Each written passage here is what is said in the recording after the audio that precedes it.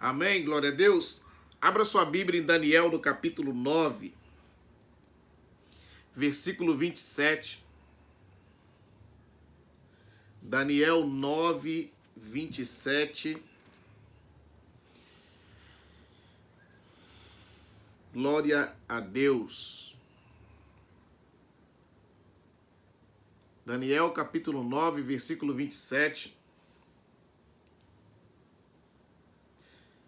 Estamos aqui para mais um estudo da Palavra de Deus. O nosso grupo de estudo, Avivados e Edificados por Sua Palavra, foi o nome que a missionária Rita batizou. E poderoso, hein? Avivados e edificados pela Palavra de Deus. Só a Palavra de Deus pode trazer avivamento. Às vezes nós confundimos avivamento com o movimento. Confundimos o avivamento com o movimento. Mas o verdadeiro avivamento é quando a palavra de Deus nos transforma. De dentro para fora. O avivamento acontece de dentro para fora. De dentro para fora. Como Jesus disse na sua palavra, são rios de águas vivas que fluirão do seu interior para jorrar para a vida eterna. Amém? Você abriu aí? Daniel 9, 27. Diz assim: e ele firmará aliança com muitos por uma semana. E ele quem? O anticristo. Firmará aliança com muitos por uma semana. Ou seja, 7 anos. E na metade da semana fará cessar o sacrifício e a oração. Na metade da semana, 3 anos e meio, fará cessar o sacrifício e a oração. E sobre a asa das abominações virá o assolador. E isso até a consumação. E o que está determinado será derramado sobre o assolador. Amém? Daniel está fazendo uma narrativa dos 7 anos da grande tribulação, em que um grande líder mundial, na ocasião, irá fazer um acordo com todas as nações da terra. E esse acordo, por 7 anos, e na metade dos anos desse acordo, ele vai quebrar essa aliança.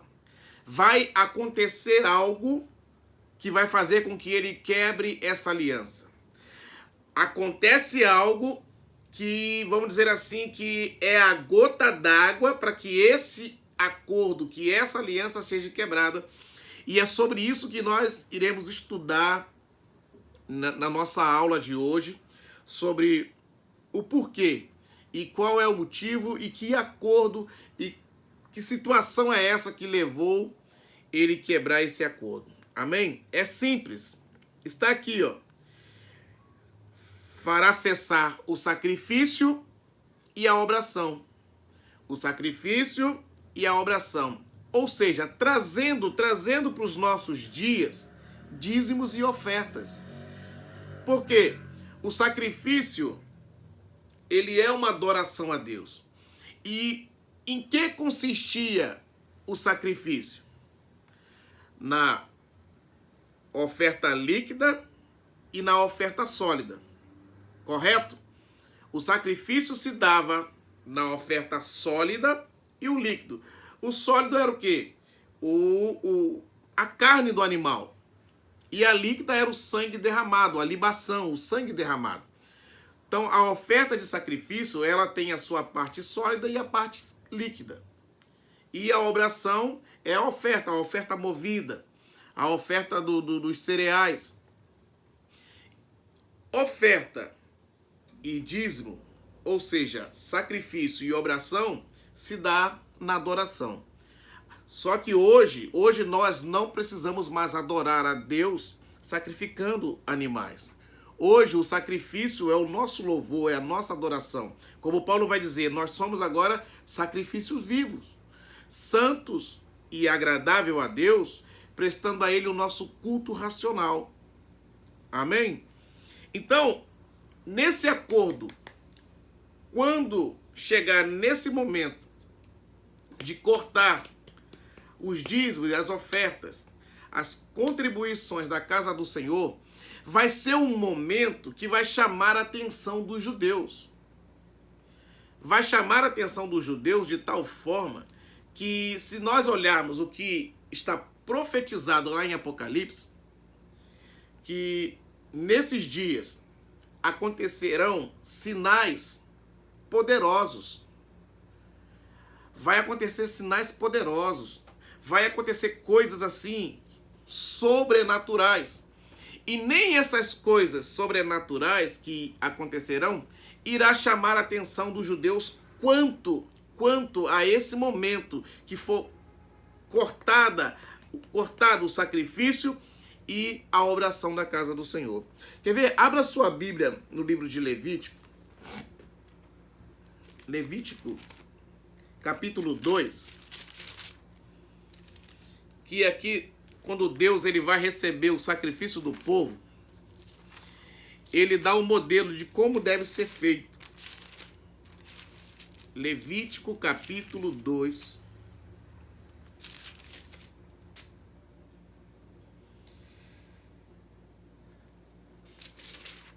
Amém?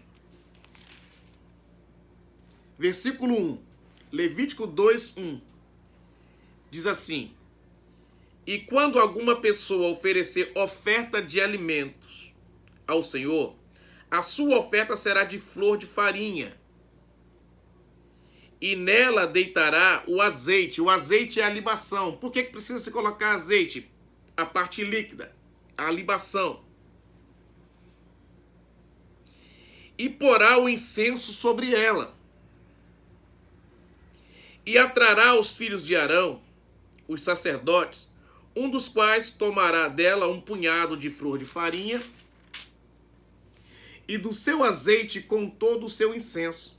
E o sacerdote a queimará como memorial sobre o altar. Oferta é de cheiro suave ao Senhor. E o que sobejar da oferta de alimentos será de Arão e dos seus filhos. Coisa santíssima é das ofertas queimadas ao Senhor. Então está falando da oferta que o sacerdote levava de tempo em tempo no templo. Só que para os nossos dias, essas coisas mudaram. Hoje nós não precisamos levar oferta de libação, oferta movida ou sacrifício no templo. Hoje não, nós não fazemos mais isso, porque as coisas mudaram. As coisas mudaram para quê? Para moedas, para cédulas. Correto? Hoje o seu cereal, a sua carne, ela representa dinheiro. Embora que no Brasil haja dinheiro, porque a carne aqui está cara, viu? Cada dia aumenta mais. Então, a nossa oferta hoje, o nosso dízimo, ele não se dá no animal, ele não se dá mais no cereal. Ele se dá naquilo que nós usamos para prover, naquilo que nós, vamos dizer assim, trabalhamos com o suor do nosso rosto, e o nosso trabalho, ele representa o sangue, ele representa o suor, porque você dá a sua vida. Preste atenção, você aluga o seu tempo. Você aluga o seu tempo e aquele tempo que você aluga não é seu. É por isso que você não pode faltar. Você tem o compromisso de chegar na hora certa, de largar na hora certa, porque você alugou o seu tempo. Agora, quando você aluga o seu tempo, é a sua vida.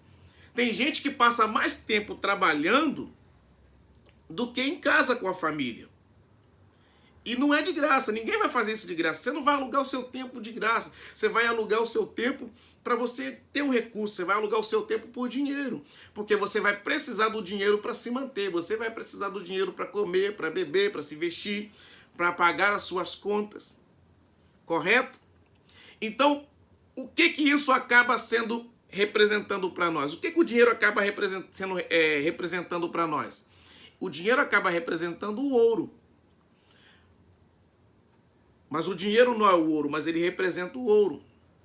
Ele acaba representando a riqueza. O dinheiro não é a riqueza, mas ele representa a riqueza. E o que é a riqueza? A riqueza está no cereal, a riqueza está nos animais, correto? Mas o ouro, ele não é a riqueza, ele representa a riqueza. O que é?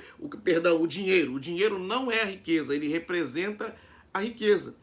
O que o dinheiro é? É simplesmente cédulas, notas, que nós trocamos pelas coisas, que nós trocamos pelos alimentos, que nós trocamos por coisa para nos mantermos. Correto? Então hoje a nossa vida se dá em alugar o nosso tempo para adquirir o dinheiro, para comprar o alimento, para poder mantermos a nossa vida, mantermos a nossa família, e não se faz nada sem o dinheiro. Até uma água que você toma no sinal de trânsito, você paga por ela.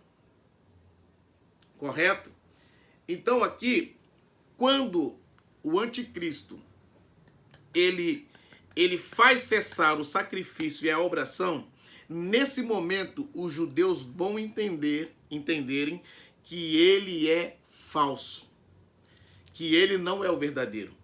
Apesar de fazer os sinais, apesar de fazer maravilhas, isso irá impressioná-los, mas não irá fazer com que eles desconfiem dele. Mas quando ele fizer cessar o sacrifício e a oração, isso vai despertar dos judeus a verdade. E é aí que eles vão se manifestar contra ele, dizendo que ele é o falso. Correto?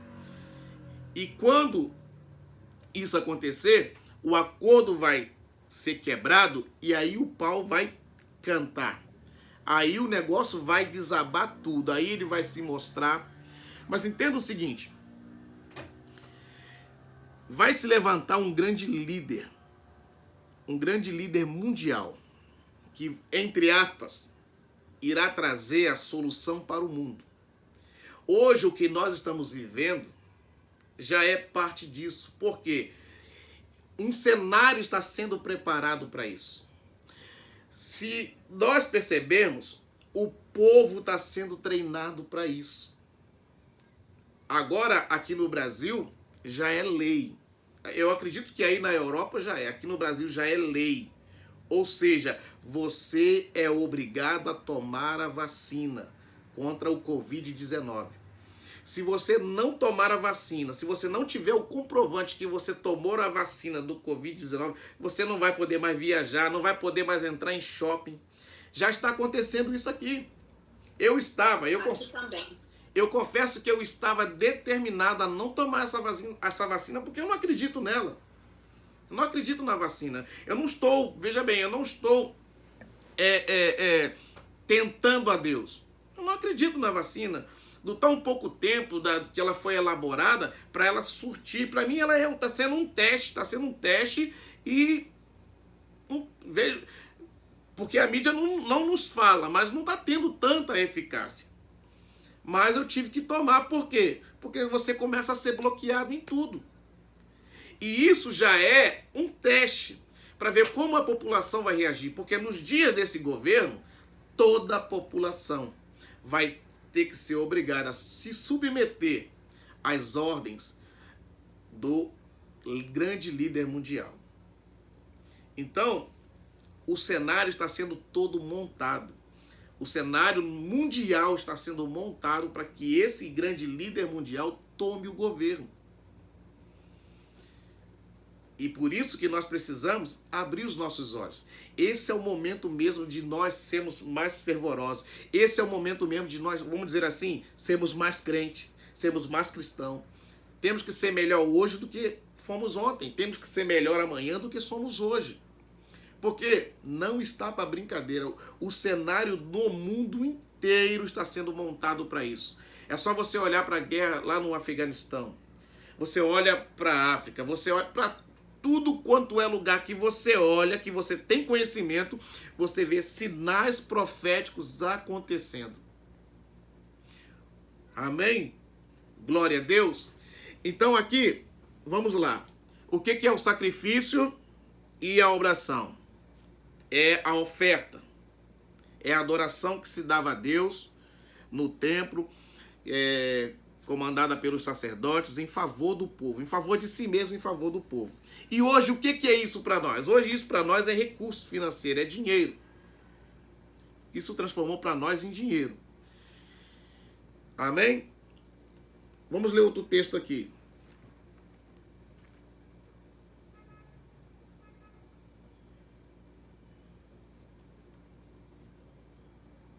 Sim, amém. Então, Cristo foi entregue por nós como essa oferta. Ele nos comprou para Deus. Hoje nós somos santificados por Cristo. Vamos ler o texto de Malaquias. Malaquias no capítulo 3, do versículo 6 em diante. Malaquias,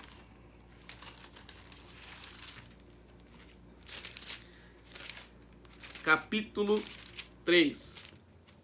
É um texto muito conhecido, mas nós precisamos ver algumas verdades nesse texto que não são nos mostradas.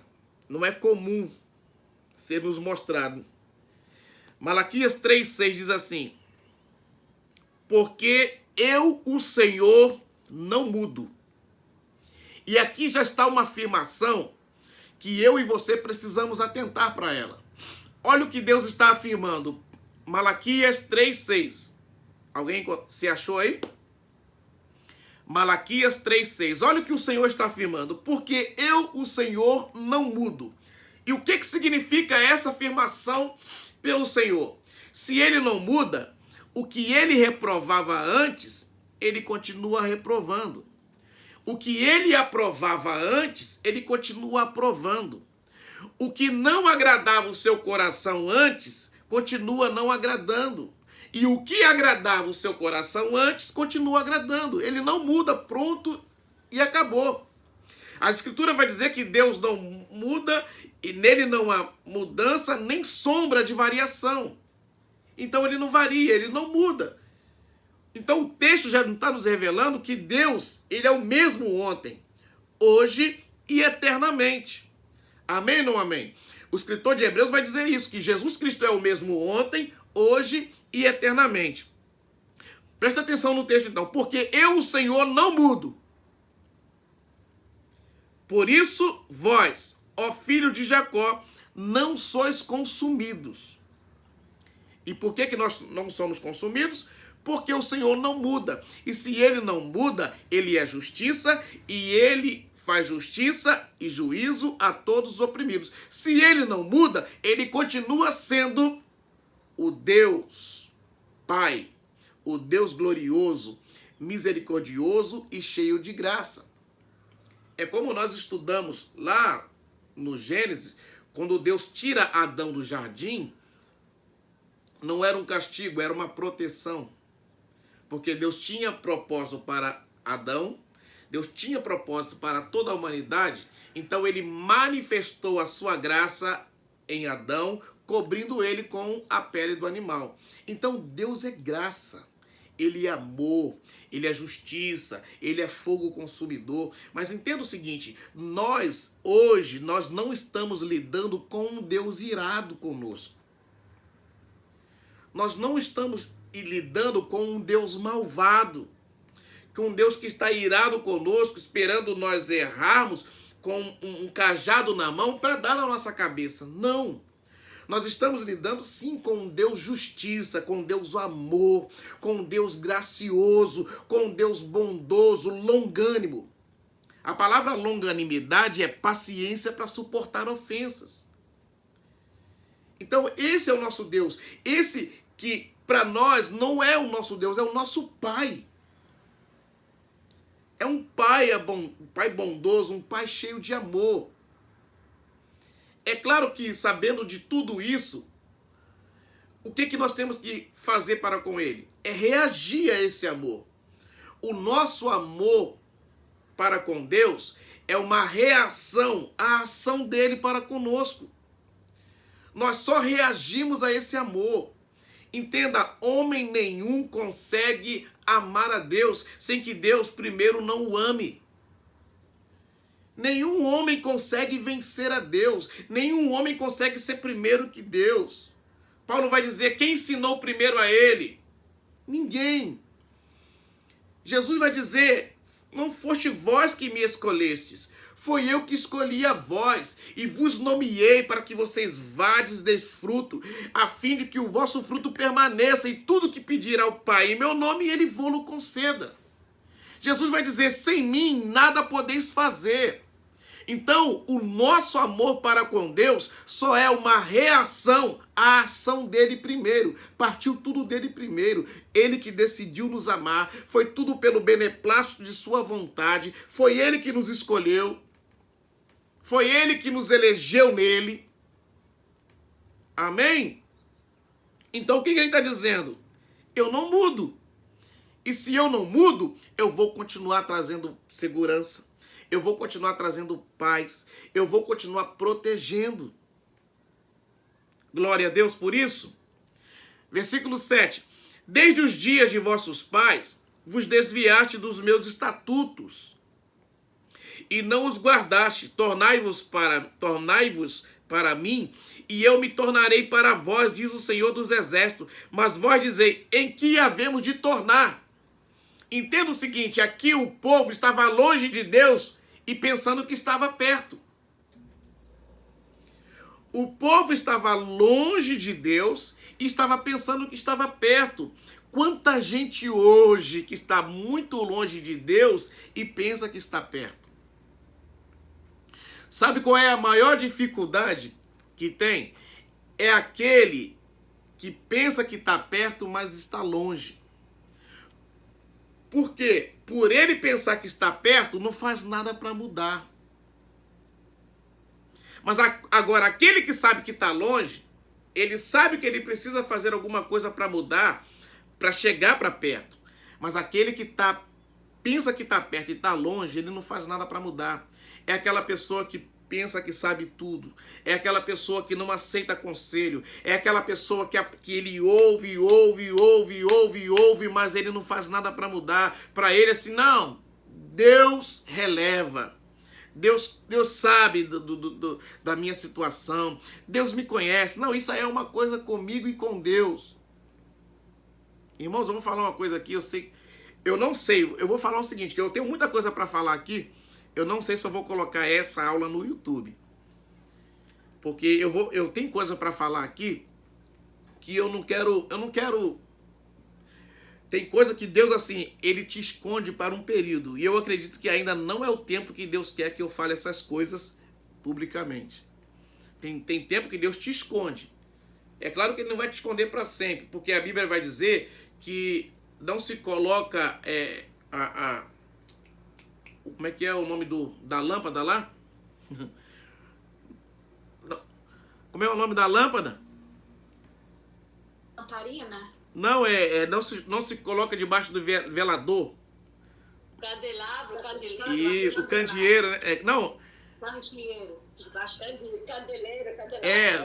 Não se coloca ele no velador, no altar. Eu me confundi da palavra aí. Eu esqueci, eu lembrei do texto, mas estou esquecendo de como explicar.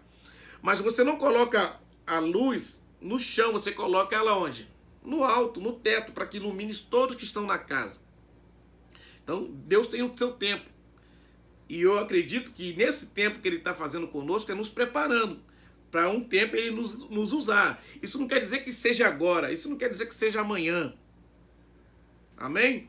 Então entenda o seguinte, eu estava, só não vou dar muito nomes para não ficar muito perceptível. Eu estava num lugar esses dias e eu estava pregando numa igreja e sempre no final da pregação eu oro por curas. E glória a Deus, muitas pessoas são curadas. Mas eu vi uma irmã que ela estava na cadeira de roda e eu pregando e eu olhava para ela e eu sentia aquela vontade mesmo de orar por ela. Eu estava com a fé naquele dia que ela ia levantar daquela cadeira. E quando acabou a pregação, eu falei assim, eu não vou chamar ela primeiro não. Eu vou chamar outras pessoas, que é para que ela veja outras pessoas sendo curadas e ela possa ser movida na fé, e ela possa ser mexida com a fé dela. E eu orei para uma senhora que estava com muita dor no estômago. Eu perguntei, a sua dor está aí agora? Ela está doendo muito. E nós oramos e a dor dela sumiu instantaneamente. Depois eu orei para uma outra pessoa e eu chamei. E eu fui até perto dela, dessa pessoa. E eu cheguei perto dela e falei assim, eu posso orar por você? Ela, não ora não, pastor. Aí eu fiquei assim, surpreso. Não ora não, pastor. Mas não ora não porque eu sei que Deus quer que eu fique nessa cadeira. Que se Ele me levantar dessa cadeira, Ele sabe que eu não sou fácil. Então eu tenho ainda algumas coisas para acertar com Deus. E que se Ele me levantar dessa cadeira, Ele sabe que eu não sou fácil. Então Ele acha melhor eu ficar nessa cadeira, que é para Ele não me perder. Irmão, eu falei assim, amém. Não está mais aqui quem falou. Quem sou eu para discutir? Eu falo, não, eu vou orar por você. Assim, não ia surtir efeito, não, ela não queria. Ela não queria. Então, tem pessoas que pensam que está muito perto de Deus e, na verdade, elas estão longe. E por pensar que está perto, estando longe, ela não faz nada para mudar, não faz nada para consertar, não faz nada para se retratar. E vai vivendo a vida, né? Vai empurrando com a barriga, sabe lá até quando. Então o povo aqui, o povo estava longe de Deus e pensava que estava perto. Então Deus tá falando com eles assim, desde os dias dos vossos pais, no versículo 7, vós vos desviaste dos meus estatutos e não os guardaste. Tornai-vos para mim e eu me tornarei para vós, diz o Senhor dos exércitos. Mas vós dizei, em que havemos de tornar? Eu falo assim, por que nós temos que chegar para perto do Senhor novamente? Nós não estamos longe. Na cabeça deles, eles estavam perto. Na cabeça deles, eles estavam fazendo a coisa certa. E isso acontece com muitos de nós. Mesmo fazendo a coisa certa, mas de maneira errada. E não adianta fazer a coisa certa de maneira errada. Eu vou dar um exemplo. Ofertar é a coisa certa a se fazer? Sim ou não? Balança com a cabeça, faz sinal com a sua mão. Ofertar é a coisa certa a se fazer? Sim. Mas por que Jesus vai dizer assim, ó? Quando trouxeres a tua oferta no altar e te lembrares que você tem alguma coisa contra o teu irmão, deixa a tua oferta no altar, volta e reconcilia-te com o teu irmão. Reconcilia-te depressa enquanto estás com ele no caminho, para que ele não te entregue ao juiz e o juiz te cobre até o último centavo. Então, ofertar não é a maneira certa, a correta de se fazer? Mas quando Jesus manda deixar no altar e voltar, estava fazendo a coisa certa de maneira errada. E qual era a maneira errada? Com picuinha no coração, odiando no coração. E odiar no coração, no Novo Testamento, é o mesmo que assassinato.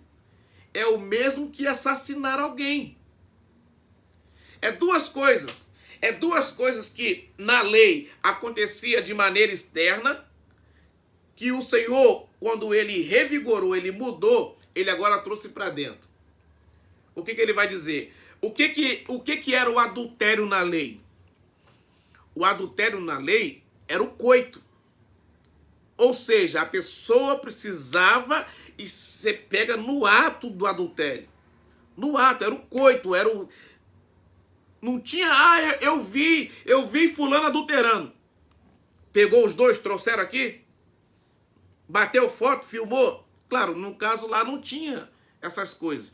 Mas o adultério era considerado quando acontecia o ato, acontecia o coito. Mas por que Jesus agora vai dizer? Se cobiçar no coração, já adulterou com ela. Olha aí. Uma coisa que estava do lado de fora, para onde que Jesus trouxe? Para dentro. Então, o cobiçar não precisa nem ter o coito mais. É só desejar, é só cobiçar no coração, já adulterou.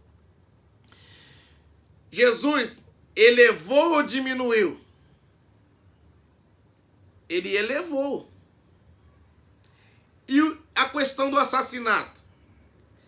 se odiar no coração, já assassinou o irmão. Agora, vamos e viemos.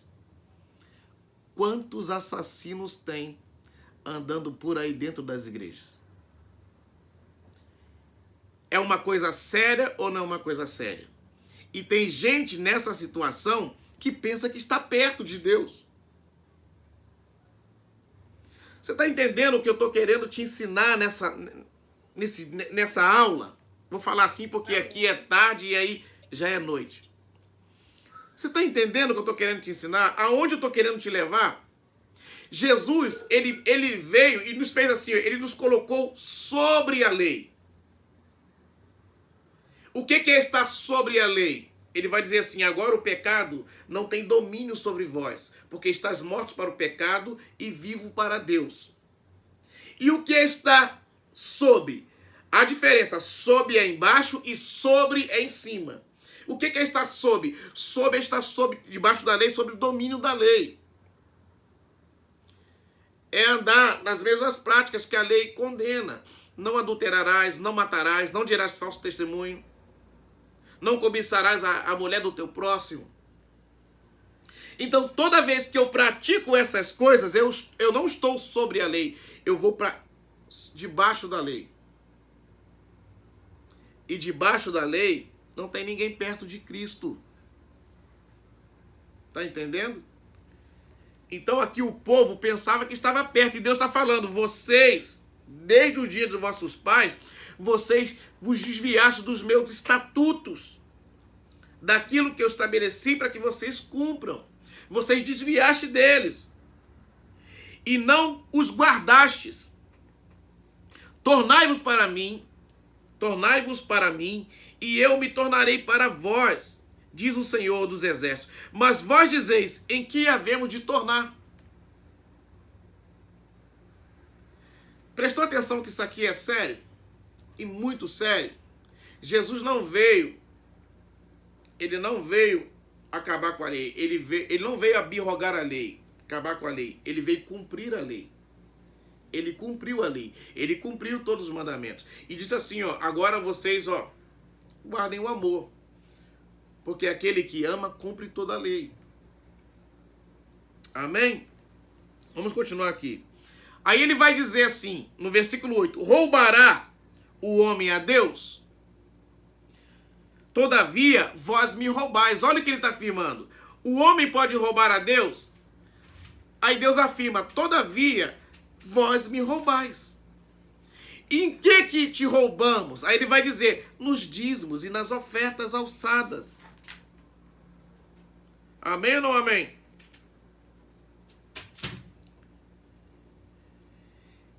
Com a maldição sois amaldiçoados. Se na tua Bíblia está somente maldição, coloca aí um A na frente.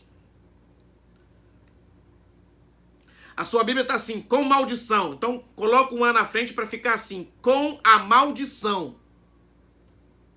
Que é assim que está no original. O A aí é o artigo definido. É assim que está no original. Com a maldição. Não é com maldição, é com a maldição. Sois amaldiçoados, porque a mim me roubais, sim, toda esta nação. Presta atenção. Toda esta nação. Se um roubasse, Deus estava considerando que a nação estava roubando. Amém? Vós me roubais, a mim me roubais, sim, toda esta nação. Trazei todos, versículo 10, trazei todos os dízimos. Presta atenção, não é todo o dízimo. Trazei todos os dízimos. Aqui tem duas interpretações. Porque não há só um dízimo. Há os dízimos. Há basicamente 5 dízimos. Só que desses 5, 3 deles são impraticáveis e 2 nós praticamos, que é o dízimo de Abraão e o dízimo de Jacó. Mas 3 são impraticáveis. Porque esses 3 precisava o povo todo comer na presença do Senhor. O outro precisava que só os sacerdotes comessem. Então esses nós não praticamos, porque agora você não vai pegar o seu dízimo e ir lá no templo para comer na presença do Senhor. Não, mas nós praticamos o dízimo de Abraão, quando ele entrega a Melquisedeque. Essa é uma interpretação. E a outra é: trazei todos os dízimos. O que é todos os dízimos? Não é todo o dízimo. Por exemplo, todo o dízimo de R$1.000, quanto que é? R$100. Correto? Então não é todo o dízimo. Não está falando de fração da quantia a se entregar. Está falando do povo que contribui, do povo que leva. Trazei todos os dízimos. Trazei todos os dízimos significa o meu, o dela, o dela, o dela, o dela, o dela. O dízimo de todos. Correto? O dízimo de todos. Quando todos trouxerem o dízimo, por que todos precisavam? Todo o povo precisava entregar o seu dízimo. Para que haja mantimento. Mantimento não é manutenção. Mantimento é para manter. E o dízimo de todo o povo mantinha. Mantinha quem? Pessoas. Mantinha os sacerdotes, levitas, cantores, porteiros, órfão, viúva e estrangeiro. Basicamente, 7 pessoas comiam dos dízimos que se levavam no templo. Quer anotar a ordem? Sacerdote, levita. Não anotar não, porque a maioria não concorda, não faz isso. Sim. Aqui eu estou acabando de dizer. O nosso tempo mudou. Basicamente não se usa mais. Mas eu estou dando uma ideia para você ver como que a coisa funciona, porque nós não podemos anular o Antigo Testamento. O Novo Testamento é o cumprimento do Novo. O Novo Testamento, o Antigo Testamento é a sombra do Novo Testamento. Então, os dízimos não foram anulados. Jesus não anulou o dízimo. No caso aqui, quem se alimentava dos dízimos? Sacerdotes, levitas, cantores, porteiros, órfãos, viúvas e estrangeiros. Então, mantimento não é manutenção. Hoje nós usamos o nosso dízimo para manutenção. O dízimo Não, eu estou falando que Sim. tem muitas igrejas que não fazem isso. Sim, mas não é... Para manutenção. É, isso mesmo. Inverteram os valores. Usam para manutenção. E às vezes o sacerdote da igreja está passando por dificuldade, está passando privações, e a igreja, quando fala assim, vamos ofertar na vida do pastor, pouca gente se move. Mas vamos construir, vamos levantar isso aqui, vamos embolsar, vamos pintar. Os recursos aparecem. Aí o que é que acontece? O que acontece? Mas aí a pessoa sente uma dor de cabeça, ela não vai lá e não coloca a cabeça na parede e fala assim, parede, ora por mim. A pessoa está com um problema na família, não vai lá e senta na cadeira, resolve o meu problema.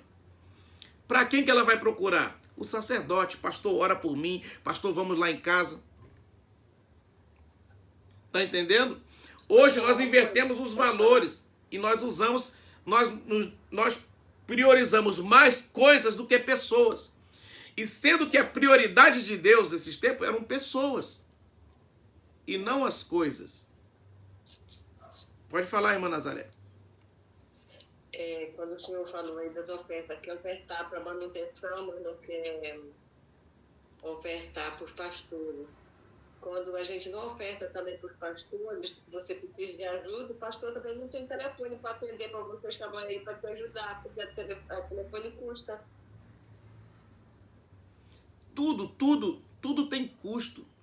Tudo tem custo. Tudo tem um custo e o povo não... Nada é de graça. Se o pastor não pagar a luz, a Light vai lá e corta. Aqui é Light, né? Aí é companhia de energia. Se não pagar a água, é cortado. Tá entendendo? Mas na hora do auxílio, ele quer que os pastores tenham 24 horas. Liga pro pastor e se ele não puder atender, seu irmão, eu não vou poder ir não, sabe por causa de quê? Que eu não tenho carro, tá tarde, não tenho nem dinheiro pro Uber. O pastor, se vira, pastor, tô com um problema, tô com uma necessidade. Que pastor é você? Que pastor é esse? Não ama as ovelhas? Vem a pé. Então, o que está acontecendo? Por que Deus está dizendo que quem se recusasse aí, com uma maldição, sois amaldiçoados, vós toda a nação? Era a nação que era amaldiçoada. As coisas não prosperavam, as coisas não fluíam. E é só nós usarmos uma inteligência e ver o que está acontecendo no mundo. O que está acontecendo no mundo? Eu vou falar do Brasil. Vocês são brasileiros? Vou falar do Brasil. Nós somos uma nação que nós temos uma voz profética de Deus para ser a nação que vai tocar o mundo. Que vai tocar o mundo. É a nação em que Deus vai usar essa nação para manifestar no mundo. Para restaurar esse mundo. Mas nós estamos vivendo isso hoje. Nós estamos com um presidente aqui que está lutando com uma corja que quer o tempo todo. Irmãos, tá um absurdo. Quem está morando no Brasil sabe, tá um absurdo. Você vai no mercado hoje, o frango tá R$11, você vai amanhã, tá R$19. Tudo tá um absurdo. Agora, nós somos, vamos dizer assim, 30% da população, nós cristãos, 30% da população mundial. 30% da população mundial. Se você fizer uma pesquisa, eu sou pastor, eu pastorei, mas se você fizer uma pesquisa, você vai ver. Vou botar numa igreja com 100 membros. Numa igreja com 100 membros. Se você conseguir 8 que dizima, é muito. Você está entendendo? O povo virou só sanguessuga. Só sangue vai na igreja só para sugar. Sim, eu sei que nós caímos na mão de muitos lobos. A nossa teologia contemporânea obscureceu muitas coisas. E eu sei que pela ignorância do povo, muitos aproveitadores se levantaram. E quer dizer, nem que sejam aproveitadores, que eram aproveitadores, tinha na sua natureza, no seu sangue ser aproveitador. Eu não digo nem assim, mas aproveitaram da situação, da ignorância. Aproveitaram da ignorância do povo e fizeram de mercadores. Se aproveitaram da fé. E eu sei que nós fomos muito machucados com isso. Eu sei que nós fomos muito lubridiados com isso. Mas é uma coisa também que nós não podemos generalizar, porque tem gente boa sim, tem gente bem intencionada assim, tem gente de caráter sim. O profeta Elias, ele chega para Deus e ele questiona para Deus. Acabaram todos os seus profetas, só sobrou eu. Aí Deus fala assim para ele, ó Elias, como você, eu tenho 7.000 que não dobraram seus joelhos a Baal. Elias estava pensando que ele estava absoluto, que era só ele, mas Deus tinha um povo que ele estava sustentando com pão, com água, que era fiel a ele. Então, nós temos esses 7.000, nós temos aqueles que não se dobram, nós temos aqueles que trabalham não para poder ganhar o dinheiro do povo, mas para ganhar o povo. Nós temos esses homens sim. Eu acredito no Evangelho. Esses dias eu estava conversando com o pastor, eles vão promover lá um evento no dia 20 e no dia 21 nós não vamos poder ter a nossa aula, porque eu vou estar nesse evento. Vai ser uma escola, é uma escola de cura que vai acontecer aqui em São José dos Campos. E vai ser num camp. É por isso que eu estou falando que eu não vou colocar, provavelmente eu não coloque essa aula no YouTube, porque eu estou dando muitas informações aqui e ainda vou falar de muita coisa que não era legal assim ficar aberto. Então essa escola vai acontecer do dia 20 a 25 de setembro. E eu liguei pro pastor lá, pastor meu amigo, coisa e tal, eu vou participar dessa escola. Aí eu falei, quanto é o custo da escola, pastor? Ele falou assim, R$500, pastor. Vai ser num camp, vai ser 5 dias, com 3 refeições ou 4 refeições diárias, entendeu? E esse valor é incluso a estadia e a refeição. Aí eu pensei comigo assim, como que é só para manter o evento? Ele, justamente, pastor, é só para manter o evento.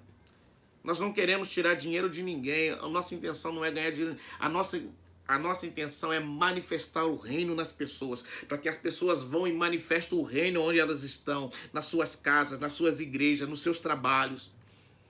Então, eu olhei assim, louvado seja Deus. Porque, irmão, pensa bem, com a crise que nós estamos vivendo hoje, com os preços superfaturados, você botar, vamos dizer, eu não sei quantas pessoas é, porque eu não me inteirei nos bastidores, mas vamos supor que vamos botar 100 pessoas no lugar confinado 5 dias, 24 horas por dia, que vai ter que tomar banho, que vai ter que tomar café da manhã, almoçar, tomar café da tarde, jantar. E eu não sei se tem alguma ceia ainda antes de dormir, mas o custo é alto. Então, para uma pessoa pagar R$500, vai ser R$100 por dia de despesa. Vou falar, você vai comer uma pizza, dá mais do que isso. Dá mais do que isso. Então, veja bem, e o que vai acontecer é sobrenatural, são coisas sobrenaturais. Irmão, você vai ver perna de pessoas crescendo, olhos de pessoas sendo abridos, ouvidos abrindo, pessoas enxergando, paralítico andando. Então, são coisas sobrenaturais que acontecem. E você vai ver que alguém, se tivesse com outras intenções, cobraria R$2.500. Eu já participei de eventos que eu tive que pagar R$4.000. De 3 dias.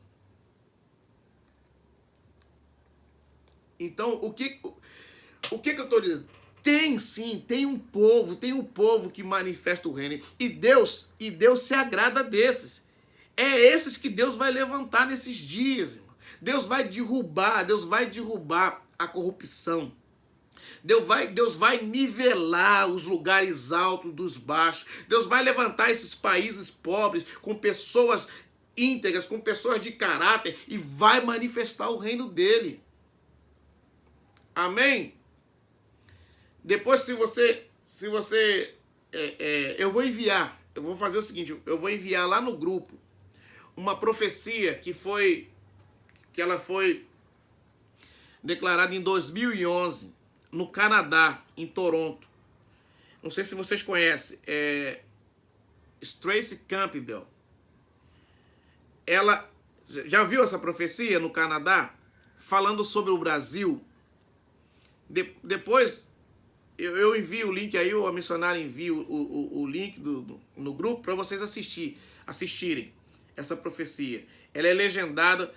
Irmão, eu já assisti essa profecia desde 2014 que eu tomei conhecimento dela, que de vez em quando eu assisto, ou então eu assisto assim, quando eu vou mostrar para alguém, quando eu estou instruindo alguém, que eu vou mostrar para alguém, mas toda vez que eu assisto essa profecia, eu me arrepio, eu me emociono, a garganta dá um nó na garganta, as lágrimas vêm nos olhos, porque nós temos nós temos uma promessa linda para nossa nação.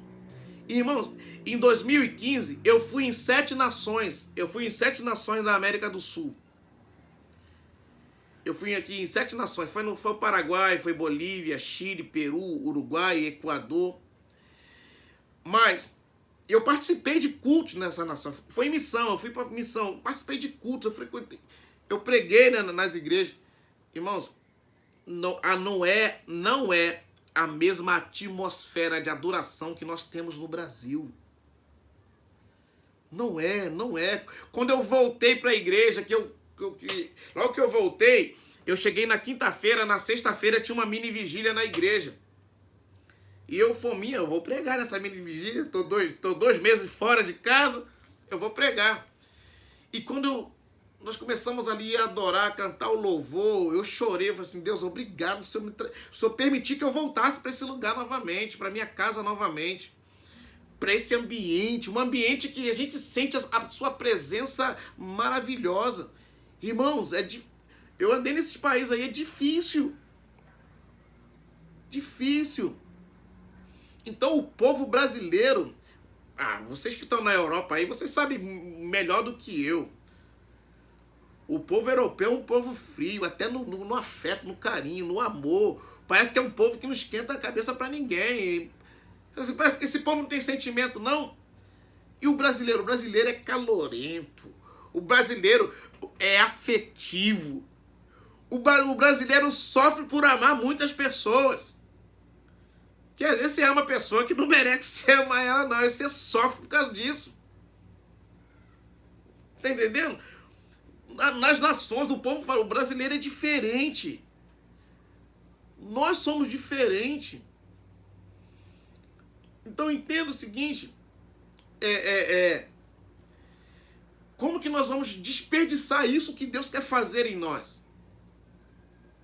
E às vezes quando eu compartilho esse vídeo com alguém, eu vejo assim, puxa, para ouvir uma coisa dessa, saber que Deus quer nos usar, o que eu vou fazer? Eu vou me preparar. Deus fala para mim que vai me usar. O que eu tenho que fazer? Eu vou me preparar. Eu vou ler mais a Bíblia, eu vou estudar mais, eu vou orar mais, eu vou jejuar mais, eu vou me preparar. Mas para que você está fazendo isso tudo? Está fazendo... Não pode ser agora, mas eu acredito que vai chegar um tempo que Deus quer me usar. E quando chegar esse tempo, eu tenho que estar preparado, porque Ele só vai usar quem é aquele que Ele está preparando, que está se preparando para isso. Então, entendeu? Então, não é em vão que você esteja nessa escola. Não é em vão. Deus está te preparando por um tempo. Eu não sei até quando nós vamos, mas aquilo que nós vamos, até quando nós vamos com essa escola, mas aquilo que Deus já colocou dentro de você, aquilo que Ele já ministrou dentro de você, é para você, ficar esmiuçando. Entendeu? Que nem irmã Rosalda. Irmã Rosalda, o meu propósito aqui não é ser o absoluto em tudo. Eu tenho uma razão, eu tenho uma verdade. Não. Só o simples fato de eu te levar para a Bíblia para você provar que eu estou errado, eu já cumpri o meu ministério, já cumpri o meu propósito. É te incentivar a ir para a Bíblia mesmo, é buscar, é você ponderar. Entendeu? Só o simples fato de você te levar para a Bíblia, você mostrar que eu estou errado, eu já cumpri o meu ministério, eu já cumpri o meu propósito. O meu propósito é esse. Não, eu só estou dando só um exemplo. Estou dando só um exemplo, fica tranquilo. Sim, eu estou dando só um exemplo, tá? Desculpa ter usado a senhora como exemplo. É só um exemplo. Amém. Tá bom? Eu lhe amo. Amém, eu também. Glória a Deus. Você está entendendo? Aleluia. Então, só o simples fato de levar a pessoa, você, mas você, amém, eu já cumpri. Porque eu não tenho a verdade absoluta. Eu não sou absoluto na verdade. Eu estou aprendendo também a cada dia. Então, tem coisa que eu posso estar errado, sim. Nós somos humanos. Podemos nos equivocar, sim. Tem coisas que eu estou ensinando hoje que eu reprovava antes. Não, assim não. E hoje, glória a Deus que o Espírito Santo me alcançou. Acerca da salvação mesmo, eu cria que a salvação se perdia. Mas hoje, ninguém consegue me dobrar que se perde a salvação. Então agora eu creio assim. Mas antes eu não cria assim. E não é vergonha você voltar atrás, você ser humilde e dizer assim, não, eu estava errado, mas glória a Deus. Entenda, eu não tenho compromisso com o erro. Eu não tenho compromisso com a mentira. Se alguém mostrar que eu estou errado, o que eu tenho que fazer? Glória a Deus, eu tenho que me submeter e ir para a verdade. Eu não tenho compromisso com o erro, eu tenho um compromisso com a verdade.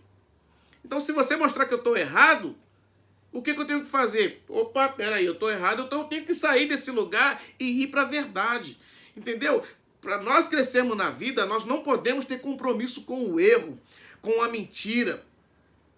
Tem gente que você mostra para ela que ela está errada, mas ela não. Eu vou ensinar uma coisa para vocês ficarem atentos com coisas que acontecem. Quando a primeira coisa que a pessoa fazer, ela vai te atacar. Quando você vai confrontar uma pessoa, quem passou por uma situação dessa aí foi a irmã Beth, que estava testemunhando aqui. Quando você vai confrontar uma pessoa, a primeira coisa que ela vai fazer é te atacar. Ah, mas você não é tão sangue, você é cheio de pecado também. Cheio de pecado, agora você quer dar uma de santinha. E coisa e tal. Quando ela te ataca, mas quando ela não, e ela não tem muito sucesso, ela vai atacar a Bíblia. Ela vai atacar a Escritura, mas a Bíblia foi escrita por homens. Tá entendendo? Então, quando a pessoa não te ataca, ela te ataca e quando ela não tem o resultado que ela quer, ela vai atacar as Escrituras. E teve um dia que eu estava conversando com um pastor e ele falou algo e eu fui mostrar para ele, mas sem afronta. Eu não gosto. Se eu perceber que alguém está pensando que eu estou querendo afrontar, ou se a pessoa está pensando, eu me recuo. Às vezes as pessoas falam coisas erradas perto de mim, eu não saio corrigindo ninguém, não. Eu não fico corrigindo um. Porque às vezes você vai dar a ideia que você quer ser o expert, quer ser maior do que os outros. Não. Entendeu? A gente pode analisar o grau de cada um. Aí você vai ligar, às vezes o grau é de entendimento, ou só equivocou alguma coisa. Então a gente não saímos aí corrigindo um, você tá... Não. A gente não quer briga com ninguém. Então eu estava mostrando para ele a verdade. Mas ele falou assim, não, mas não é assim. Aí que ele falou assim, aí quando ele se convenceu que eu estava mostrando para ele estava certo, um pastor, ele vira e fala assim para mim, mas a Bíblia foi escrita por homens. Aí eu falei assim, eu não estou acreditando que você está falando isso, camarada. Eu não estou acreditando que você está falando isso. Quando ele percebeu que ele estava errado, ele não se dobrou à verdade. Ele preferiu ficar no erro. Eu falei assim, rapaz, você não deve ter compromisso com o erro, cara. Tenha compromisso com a verdade. Então eu não tenho compromisso com o erro. Se alguém me mostrar que eu estou errado, me provar que eu estou errado, eu tenho que deixar. Amém? Glória a Deus. Amém. Então vamos voltar aqui.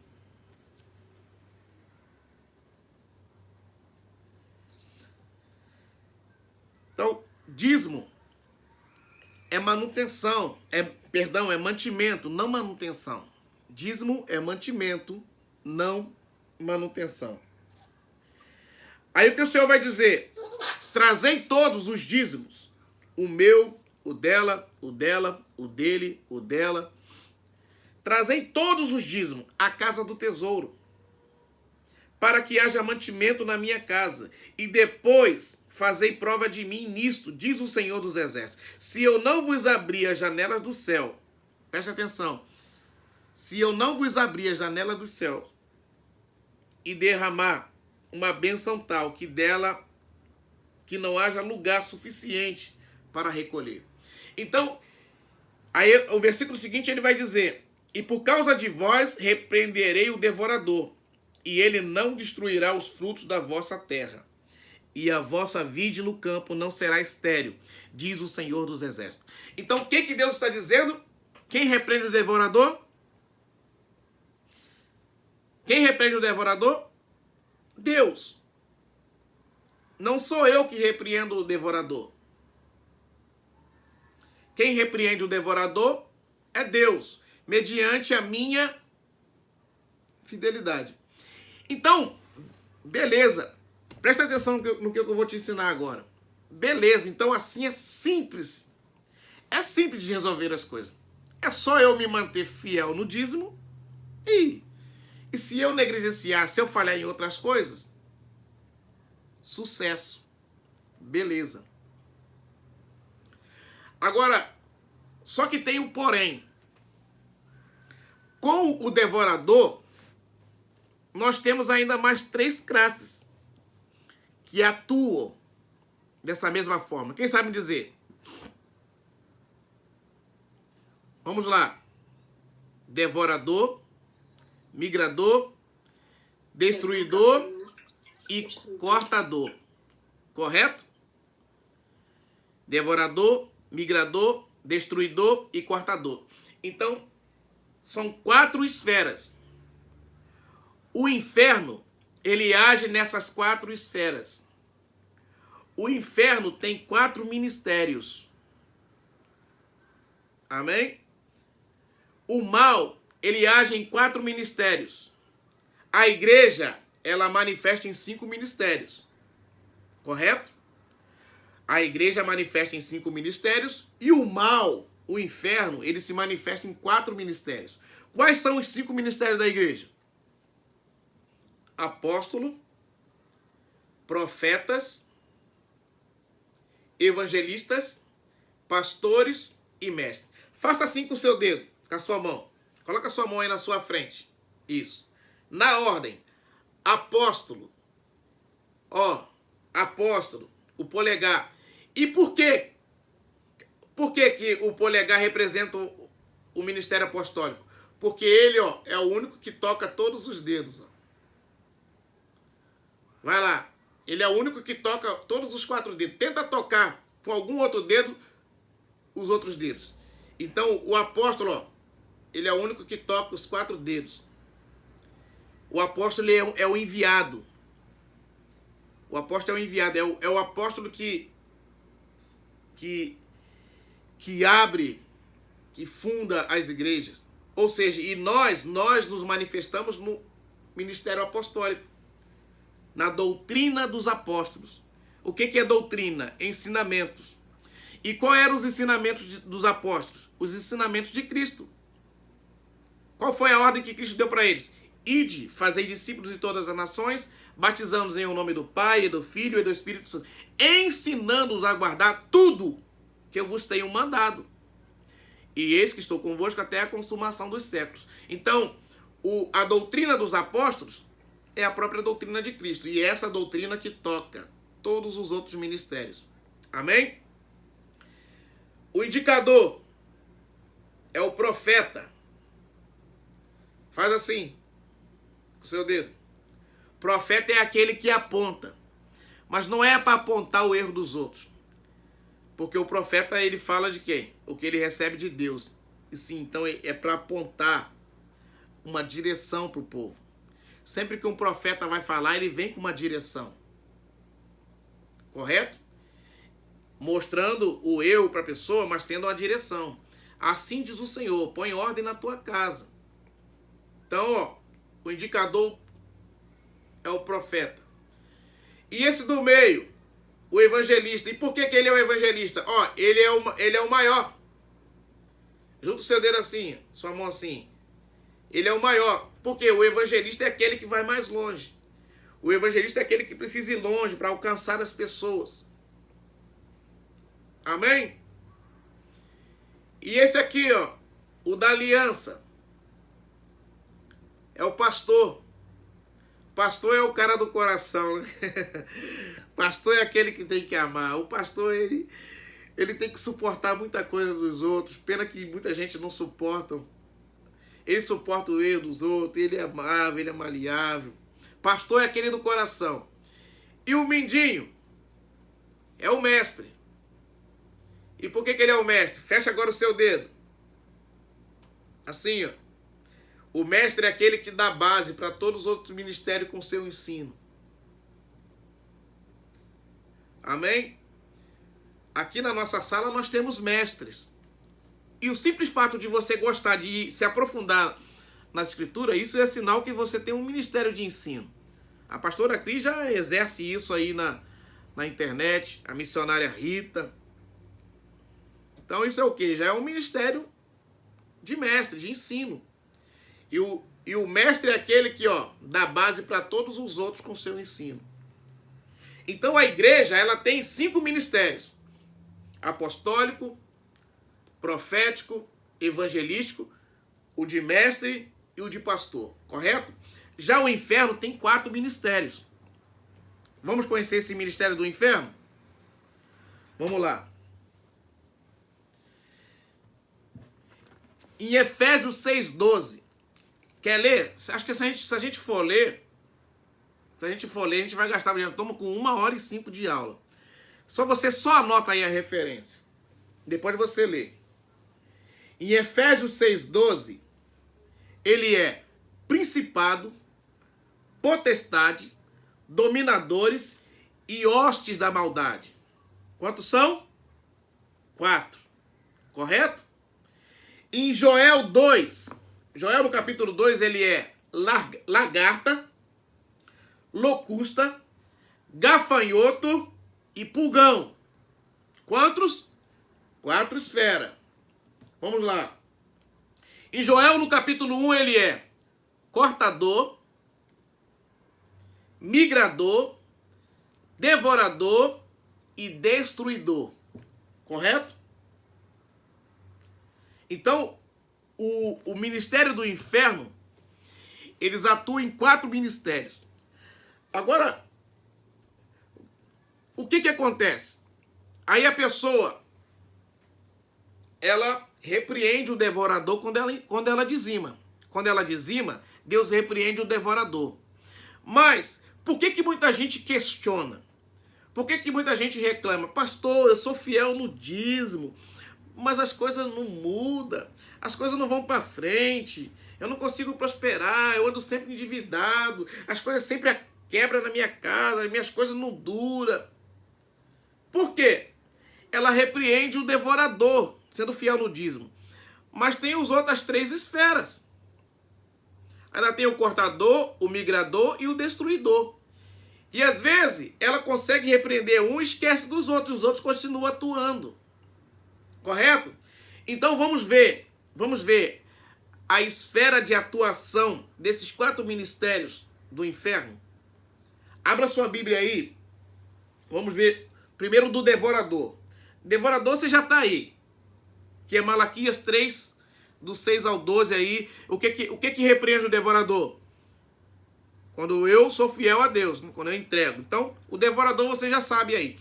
Vamos ver o migrador. Abra aí a sua Bíblia em Marcos capítulo 5. Vamos ver a atuação do migrador. Você vai receber uma revelação que é para virar uma chave na sua vida, hein? Marcos capítulo 5.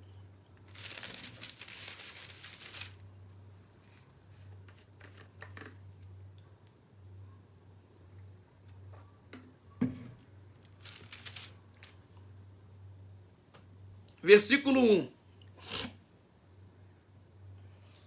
E chegaram ao outro lado do mar, a província dos Gadarenos.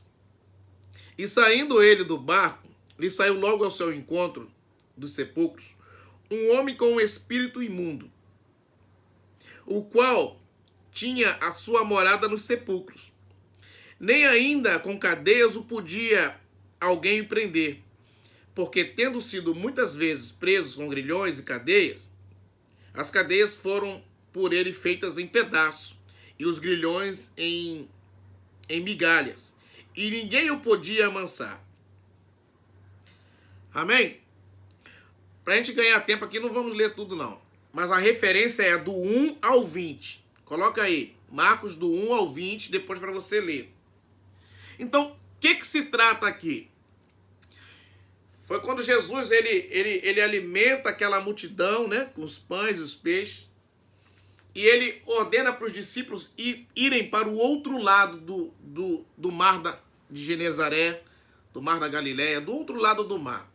O outro lado era a província dos Gadarenos. Era Gadara. Então Jesus manda que eles vão na frente, certo? E depois ele ia atrás. Ele ia despedir a multidão, ele ia atrás. Mas no meio do mar, o que acontece? Aquela tempestade, o vento forte, o mar agitado. Jesus vem sobre as águas. E Jesus entra no barco e eles chegam lá. Quando eles chegam, o que acontece? Havia esse homem que era aprisionado naquela cidade por demônios. E o propósito de Jesus era para ir para essa cidade para libertar esse homem. E quando Jesus chega lá, Jesus liberta ele. Mas há uma fala de Jesus com ele. Quer ver? Vamos ler lá, versículo 6. Versículo 6. E quando viu Jesus ao longe, correu e adorou. E o adorar aqui é encurvar-se. Ele se encurvou. E clamando com grande voz, disse: Que tenho eu contigo, Jesus, Filho do Deus Altíssimo? Conjuro-te por Deus que não me atormentes. Porque ele dizia, presta atenção, sai deste homem, espírito imundo. Jesus deu a ordem. Sai deste homem, espírito imundo. E nenhum demônio pode resistir a uma ordem de Jesus. Correto? Então, quando Jesus deu a ordem, esse saiu. Correto? Esse saiu. E perguntou-lhe: qual é o teu nome? E por que ele perguntou qual é o teu nome? Porque o primeiro que falou com ele ordenou, ele saiu. Mas depois ele perguntou, e perguntando-lhe, qual é o teu nome? E ele respondeu, dizendo, Legião é o meu nome, porque somos muitos. Isso não quer dizer que o demônio afrontou Jesus, que ele resistiu. Quando o primeiro que conversou com Jesus falou, Jesus, sai dele, ele saiu, mas tinha outros, porque era uma legião. Correto? Era uma legião. E rogava-lhe muito que os não enviasse para fora daquela província. E andava ali pastando no monte uma grande manada de porcos. E todos aqueles demônios lhe rogaram, dizendo, manda-nos para aqueles porcos, para que entremos nele. E Jesus logo permitiu, e saindo aqueles espíritos imundos, entraram nos porcos, e a manada se precipitou por um espinhadeiro no mar. E eram quase 2.000 e afogaram-se no mar. Agora você vai entender por que Jesus ele permitiu que os demônios entrassem nos porcos e assim eles se precipitaram no mar e acabou com aquela manada de porcos. Por quê? O comércio de porcos era ilegal. Então era coisa ilícita. Era ilegal o comércio de porcos. Os gadarenos, eles comercializavam os porcos, mas eles mesmos não comiam, era só para vender. Correto? Então o que significa isso? Que o dono daqueles porcos, da noite para o dia, que era rico, ficou pobre. Eu fiz a conta mais ou menos de quanto custa aí 500 porcos. 500 suínos hoje aqui no Brasil, comercializado, dá em torno de acho que 500 mil ou 1 milhão. Agora eu me esqueci da conta de quanto, porque eu esqueci o valor, que tá tudo aumentando, né? Tá tudo subindo. Quando eu fiz as contas, dava 500 mil reais, meio milhão de reais. O que significa isso? O camarada era rico. Só que então, olha o prejuízo dele. 2.000 porcos a despenhadeiro. E por que Jesus permitiu? Porque a comercialização de porcos era algo ilegal, ilícito. Então, por isso Jesus permitiu. E os demônios entraram nos porcos e os porcos morreram. Então, eles insistiram. Queriam que Jesus fosse embora da cidade. Só um instantinho, só para me concluir. Fosse embora da cidade. Mas ninguém olhou para a libertação daquele homem. o homem foi livre. E por que que eles tiveram que perder por que que o dono do porco teve que perder o porco? Era coisa ilícita. Então, lidar com coisas ilícitas atrai o migrador. Tá entendendo? Lidar com coisas ilícitas atrai o migrador. Às vezes a pessoa dizima, mas ela lidar com coisas ilícitas. Quando não compra, vende. Tá entendendo? Trabalha com coisas ilegais. Vamos dizer, jogo de bicho, isso, aquilo, outro. Jogos de azar. Então não adianta a pessoa, não, mas eu dizimo. Mas lidar com coisas ilícitas. Não pode ver alguém chegar, aqui, rapaz, estou com um telefone aqui de última geração. Quanto custa? Esse telefone na loja custa 6 mil reais. Mas me dá 500, fica aí para você. Ué, alguém vai querer vender uma coisa que vale 6 mil reais por 500 reais? Só se ele não saiu do suor dele, é roubado. Aí, opa, beleza. Deus me abençoou. Custa 6 mil reais, eu comprei por 500. Mas negócio roubado, é ilícito. Os dois. Sim. Tanto que coisa ilícita. Então, lidar com coisas ilícitas atrai o migrador. Foi por isso que Jesus permitiu que os demônios entrassem nos porcos. Por quê? Era ilegal a criação de porcos. Amém? Então vamos lá, vamos ver o segundo. Depois a senhora pergunta, irmã Nazaré, para a gente não perder o raciocínio. Vamos lá, o terceiro. Cortador. Lucas capítulo 15.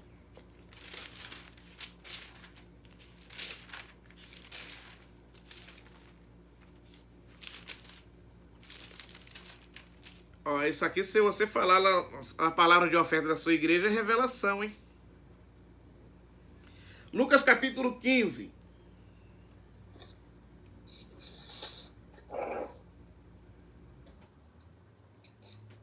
Marcos Lucas.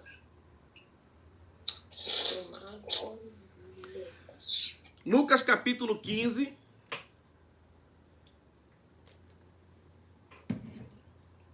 Anota aí, agora é o cortador.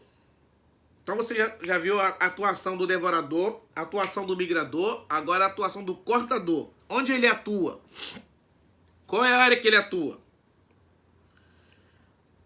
Versículo 11. E disse um certo homem, tinha 2 filhos, e o mais moço deles disse ao pai, pai, dá-me a parte dos bens que me pertence. E ele repartiu por eles a fazenda. E poucos dias depois, o filho mais novo, ajuntando tudo, partiu para uma terra longínqua, e ali desperdiçou os seus bens vivendo dissolutamente. E havendo gastado tudo, houve naquela terra uma grande fome, e começou a padecer necessidades. E foi e chegou-se a um dos cidadãos daquela terra, o qual o mandou para os seus campos, apacentar porcos. E desejava encher o seu estômago com as bolotas que os porcos comiam, e ninguém lhe dava nada. Então o que acontece aqui? Essa aqui é uma passagem que é bem conhecida. Fala do filho pródigo, que ele exigiu que o pai entregasse a sua herança, o pai estando vivo. Alguém que recebe uma herança se dá quando? Quando o testador, alguém que recebe um testamento, se dá quando o testador vem a falecer. Ninguém recebe um testamento com o testador vivo. Mas ele exigiu. E o pai foi generoso, o pai repartiu e deu a parte dele, e ele foi. E viveu dissolutamente. Viveu dissolutamente longe da casa do pai. Preste atenção. Longe da casa do pai. Ele estava debaixo da cobertura do pai. E quem está debaixo da cobertura do pai, tudo que é do pai é do filho. Não é assim?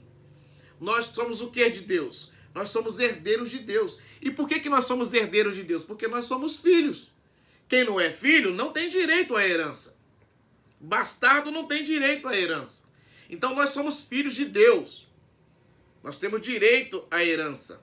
Nós somos co-herdeiro com Cristo. Herdamos a mesma coisa que Cristo. Amém ou não amém? Então, o que ele fez?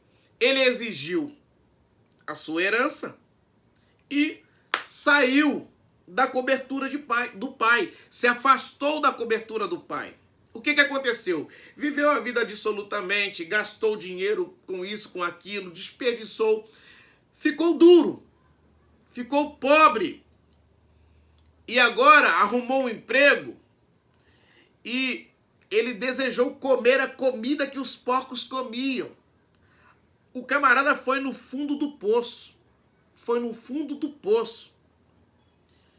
Aí, quando ele caiu em si, o que ele fez? Pô, na casa do meu pai, até os servos estão melhor do que eu. Peraí, eu vou me levantar desse lugar.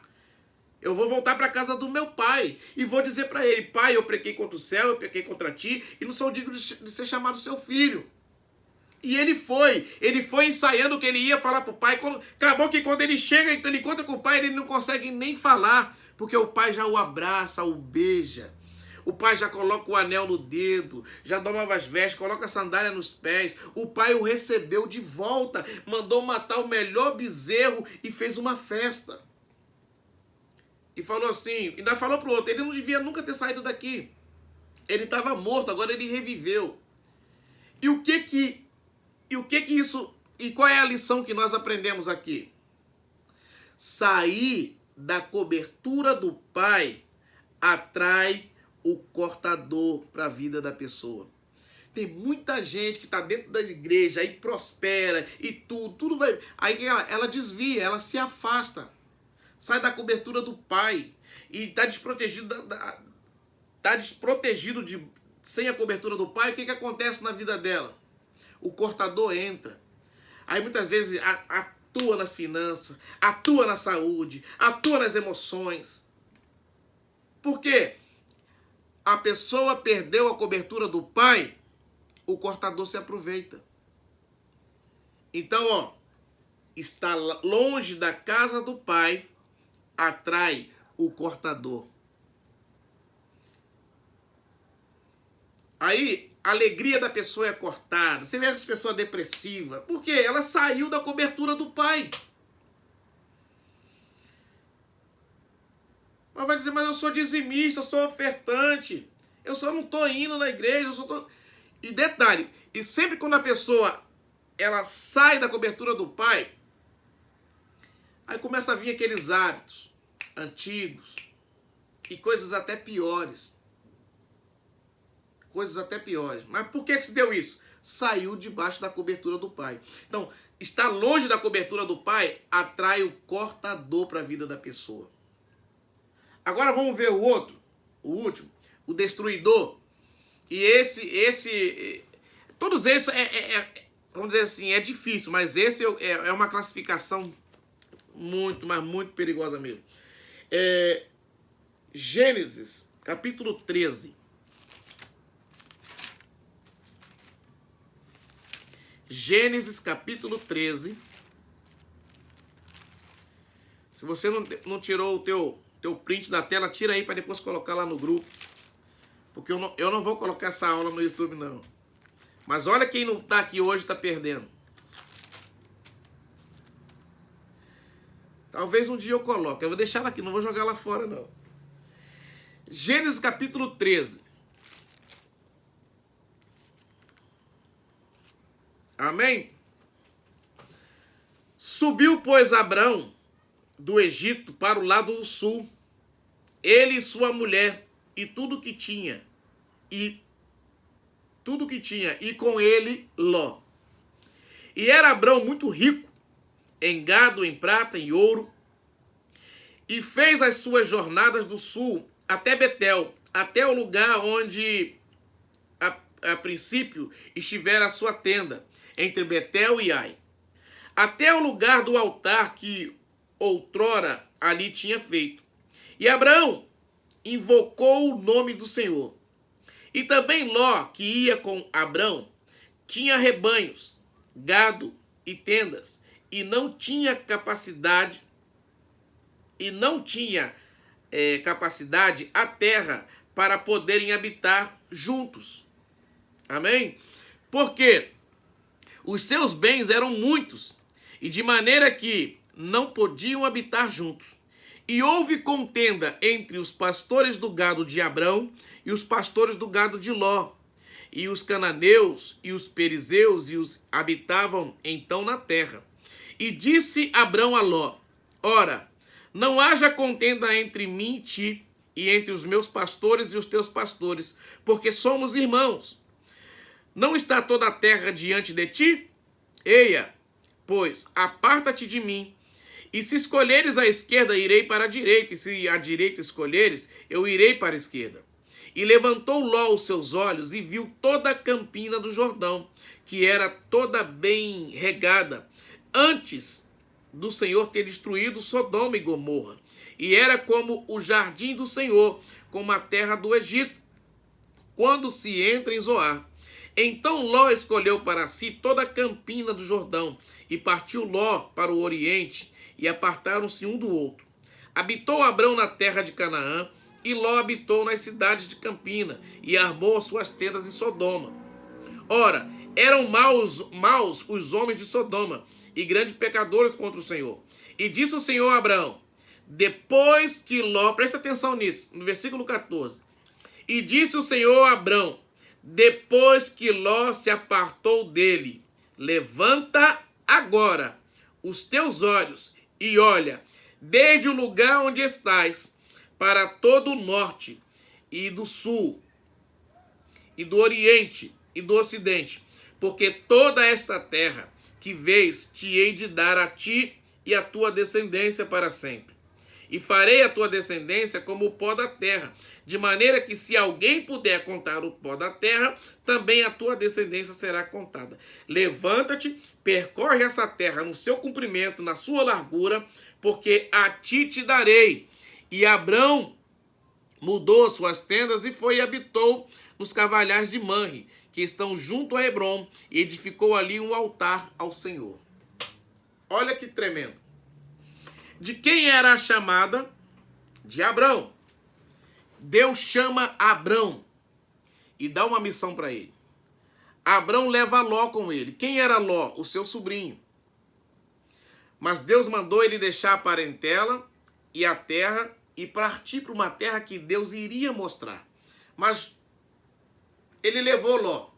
Deus não mandou ele levar Ló. Ele levou Ló, levou a sua esposa. Enfim, foram. A chamada era de Abrão. Abrão era muito rico. E debaixo dessa bênção, Ló também enriqueceu. Ló também enriqueceu, Ló cresceu, Ló também tinha pastores. Só que o lugar onde eles estavam estava pequeno para os rebanhos deles, estava dando confusão. Os pastores de Ló e os pastores de Abrão, eles estavam tendo crises, porque estava pequeno. Então Abrão chamou Ló, porque o negócio estava difícil demais já. Então Abrão chamou Ló e falou assim, ó, vou fazer o seguinte, vamos ter que separar. Se você escolher a esquerda, eu vou para a direita. Se você escolher a direita, eu vou para a esquerda. Então quando Ló olhou, ele viu as campinas do Jordão, um lugar frutífero, ele disse, é para lá que eu vou. É para lá que eu vou. E o lugar era tão bom que a Bíblia vai dizer que era como o jardim do Senhor. Era um lugar frutífero, uma terra fértil. E onde Abrão ficou foi no deserto. E Ló foi. Mas quando Ló se aparta de Abrão, aí Deus agora libera o que tinha para liberar sobre Abrão. Agora, levanta os teus olhos e vê toda essa terra, do norte e do sul, porque eu vou te dar. E Abrão prosperou. Ele prosperou, ele cresceu no deserto. O deserto floresceu diante de Abrão. E o que aconteceu com Ló? Foi para Sodoma, teve uma guerra de 5 reis contra 4. Ló foi levado preso, cativo. Abrão teve que ir lá depois libertar ele. Depois, o que acontece? Deus decide que vai destruir Sodoma e envia 2 anjos lá para tirar Ló. E o que aconteceu? Deus destruiu a cidade, que era assim, vamos dizer, o paraíso ali. Destruiu. E Ló saiu com a roupa do corpo e com 2 filhas, que até a mulher lhe perdeu no caminho. Ló saiu, vamos dizer assim, duro, sem nada, perdeu tudo. Mas por quê? O nome Ló, anota aí, significa véu. Ló significa véu.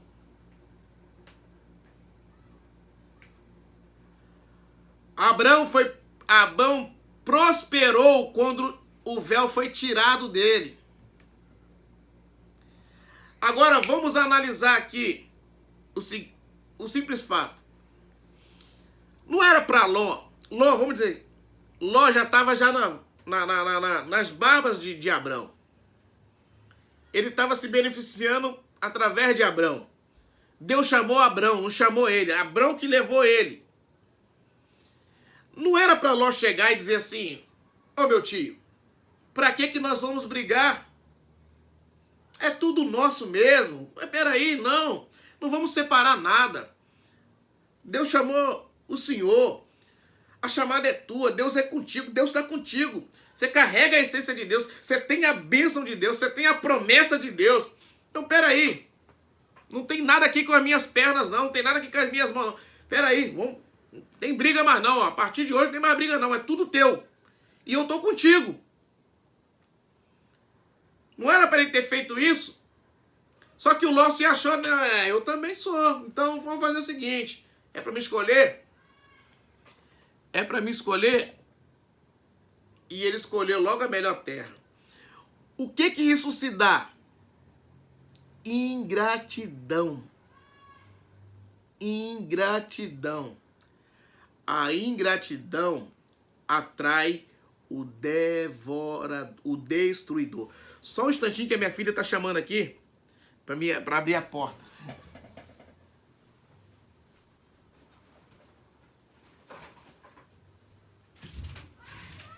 Já vai!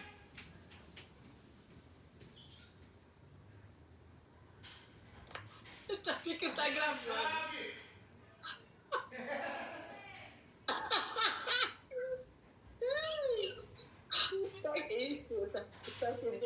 Tá que nem uma outra postagem que tem que é uma frente também, que ela fica falando da paciência, também. Você viu? E fala que tem que ter paciência com Deus, você vai, mãe, ela pede. Esse povo não carrega a chave e atrapalha os outros. A gente tá morrendo de rir aqui. Eu te escutou o grito, né? Já vai! É porque eu tô aqui em cima, estou lá embaixo, eu tinha que gritar para escutar. Mas amém. Então vamos voltar aqui.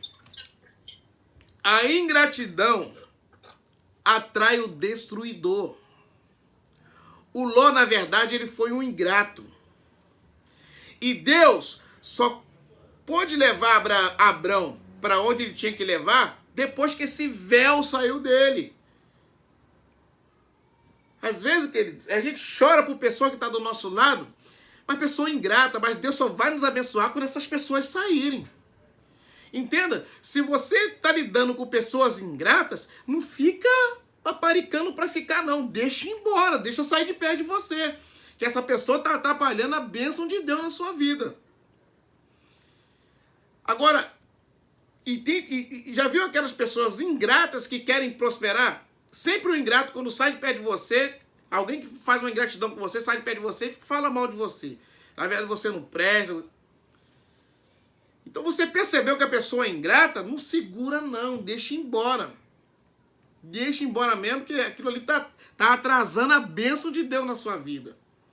E a gente, irmãos, infelizmente, a gente lidar com muitas pessoas ingratas. Mas muitas pessoas ingratas. Só que a ingratidão tem um preço. A ingratidão tem um preço. A ingratidão atrai o destruidor para a vida da pessoa. Presta atenção no que eu vou te dizer. Toda pessoa ingrata não prospera. Toda pessoa ingrata, ela se arrasta. Ela pode até, opa, tô sendo abençoado, fluiu, mas ela perde rápido. Perde rápido. Escapa, parece igual água que escapa pelos dedos. Mas lidar com pessoa ingrata é difícil. Se você está lidando com pessoa ingrata, não faça nada para ficar perto de você, não. Deixe embora, deixe se afastar. Porque Deus só pode cumprir o que ele tinha para cumprir com Abrão depois que Ló foi embora, depois que o véu foi arrancado, depois que o véu saiu dele. Aquilo ali estava sendo um atrasalado. E ele foi ingrato, mas muito ingrato, porque era tudo de Abrão. A chamada era de Abraão, a bênção era de Abraão. Era tudo de Abraão, ele só estava na aba do Abraão. E por que ele não abriu mão? E é isso que acontece. O destruidor, ele atua nessa esfera de todo o ingrato. E é o que mais tem por aí, são pessoas ingratas. Você faz de 10, você faz 9, uma você deixa de fazer, você já não presta. E o que tem que esse povo tem de falar mal. Outro dia eu vi uma frase no Facebook que eu achei muito interessante. Da pessoa que fala mal daquele que ora por ele.